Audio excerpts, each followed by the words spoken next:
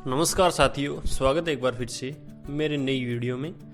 दुख क्या है और सुख क्या है, इसके बारे में आपने बहुत बार विचार किया होगा। कभी कभी आप बहुत दुखी होते हैं और विचार करते करते आप खुद ही सोचते हैं कि यह तो कोई बात नहीं, इससे क्या होता है, और आप दुख को बिल्कुल भूल जाते हैं। कुछ शारीरिक दुख होते हैं, वह भी जब आपकी तरफ ध्यान देते हैं तो वह बढ़ जाता है, और जब उसे बुलाते हैं वह कम हो जाता है। इससे पता चलता है कि हमारी आत्मिक और मानसिक शक्ति का बहुत प्रभाव पड़ता है, और कुछ तकलीफें शारीरिक और मानसिक ऐसी भी होती हैं जो बुलाने से भी नहीं भूली जा सकती।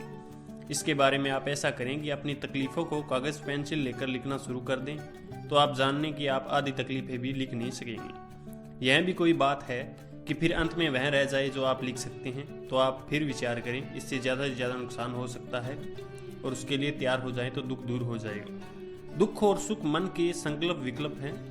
हम एक ही बात के लिए दुखी होते हैं और विचार करते करते उसे भूल जाते हैं, और कहने लगते हैं कि परमात्मा की यही मर्जी है, या मेरे भाग्य में यही लिखा है, मैं तैयार हूँ।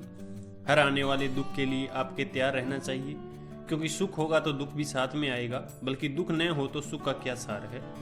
दुख में ही सुख का पता चलता है कि कौन कौन पराया है। और महाभारत की लड़ाई में जब पांडव जीत जाते हैं तो भगवान श्री कृष्ण कुंती से पूछते हैं कि अब तुम क्या चाहती हो। तो कुंती ने कहा, मुझे तो दुख ही देते रहना, ताकि मेरे मन से आपकी याद न जाए।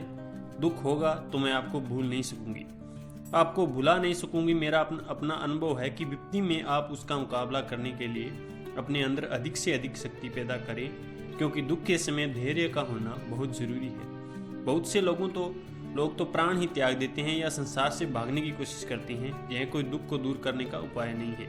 अगर आप इतिहास पर ध्यान दें तो इसके बारे में पता लगेगा कि हमारे पूर्वजों ने उसको कैसे मुकाबला किया। सदा किसी के भी एक दिन समान नहीं रहते, और न ही कोई सदा सुखी रहता है और न ही सदा दुखी। इस परिवर्तनशील संसार में सुख और दुख की गाड़ी के पहिए की तरह ऊपर नीचे होते रहते हैं। समय के साथ मनुष्य की अवस्थाओं में परिवर्तन होता है, और सूर्य की भी एक दिन में 3 अवस्थाएं होती है, प्रातः, कुछ दोपहर, कुछ सायं और कुछ और। उसी तरह मनुष्य की अवस्थाएं बदलती रहती है। इन बातों को समझकर धीरे धीरे पुरुष कभी भी नहीं घबराना चाहिए। धन्यवाद दोस्तों।